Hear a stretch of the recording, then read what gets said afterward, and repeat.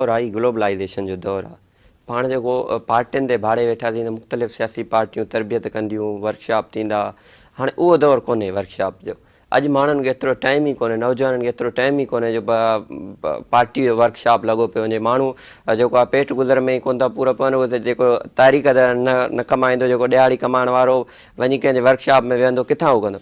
अॼु असां वटि एतिरी सोशल नेटवर्किंग आहे, असां जेकॾहिं पढ़णु चाहियूं ऐं जेको आहे पंहिंजो पाण खे तब्दील करणु चाहियूं त घर में वेही करे असां जेको आहे सोशल मीडिया खे इस्तेमालु करे असां जाम सारियूं शयूं सिखी सघूं था। असां पंहिंजी तरबियत, नौजवान पंहिंजी तरबियत पाण बि करे सघे थो।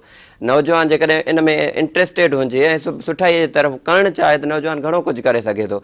बाक़ी इहो आहे त अॼु जी जेका नौजवान आहे, मां नथो सम्झां त उहो उनखे का इन में घणी दिलचस्पी आहे। अॼु जे नौजवान खे जेको आहे ब्यूरोक्रेसी जे तरफ़ वधण में घणी दिलचस्पी आहे, पावर हुजे, उहो जेको आहे इन शयुनि खे ॾिसे थो।